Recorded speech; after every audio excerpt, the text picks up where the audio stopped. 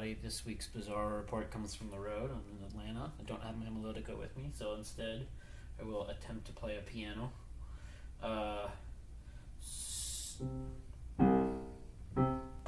See if you can recognize this one. I'm looking at you, Cubbies fans.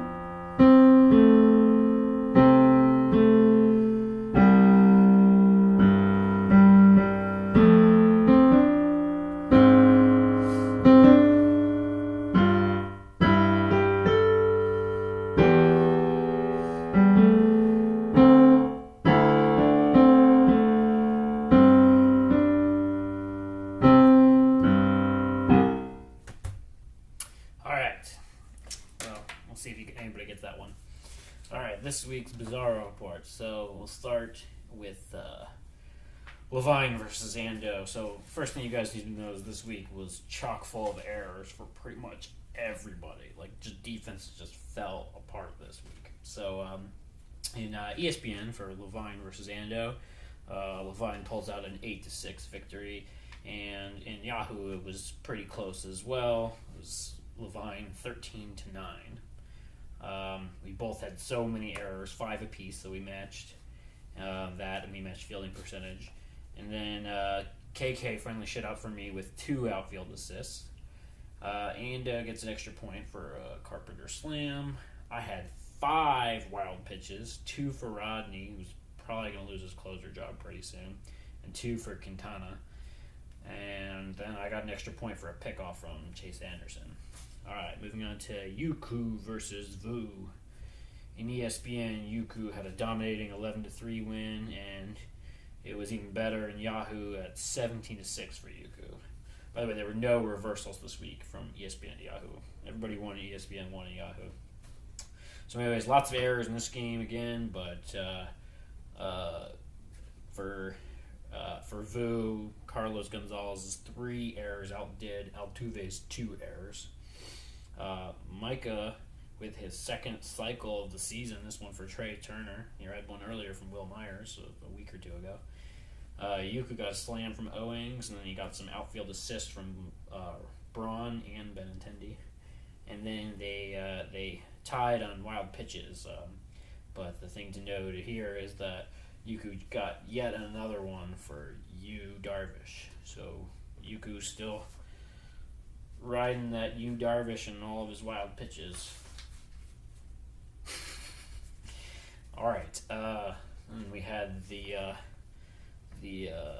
epic battle between Patel and Desai. The battle that, it wasn't very interesting this week, but in ESPN, Akash got a 10-5 victory, and then in Yahoo, he got a 14-10 victory. Not anything too interesting in Bizarro League here. Akash had 3 errors from Stephen Vogt, but she, had 3 wild pitches, including 2 from Arrieta, and then Akash got an extra point for a pickoff from Smedjeda. Okay. Then Korea versus Ben.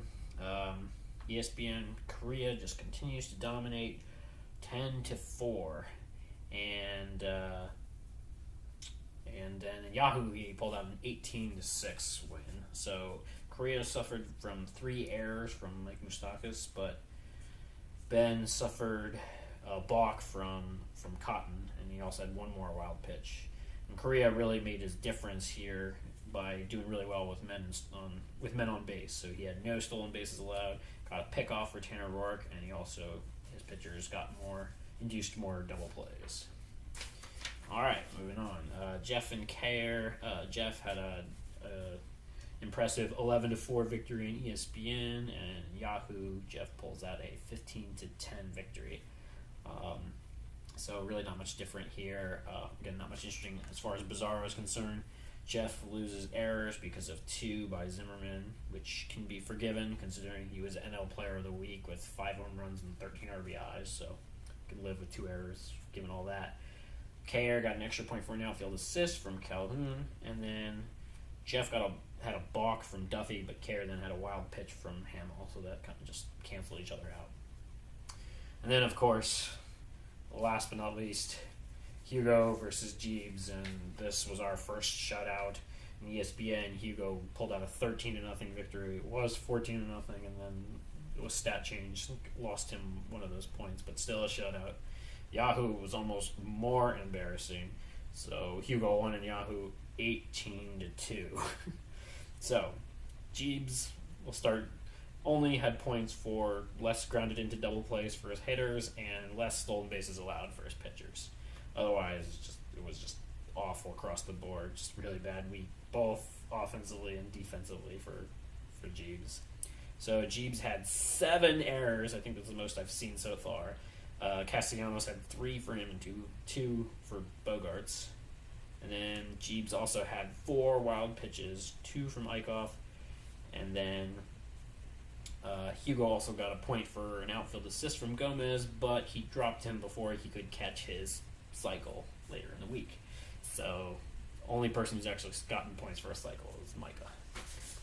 That's it. So the only other thing is wanted to look at the standings. So right now in the ESPN League, in the Metropolitan Division, it's Correa leading the way. He's got a healthy 12.5 game lead over me in second place. And Yuku is right behind me. And then it's Akash, Shiv, and Vu. And Vu is very far behind, but we all know Vu's strategy at this point. In the St. Pete, Florida division, Hugo is pacing the way, and Jeeves, despite that horrible loss, is still sitting in second, but he's basically behind by how much he lost by. And then Andy is very, very close to him, and Jeff just behind him, and Kair just behind him, so they're all very close. Ben Judd is actually worse than Mike Phillips. So that's where we stand in ESPN. And then if you look at Yahoo, if we look at Yahoo, we find, I'm going to look at the full standings.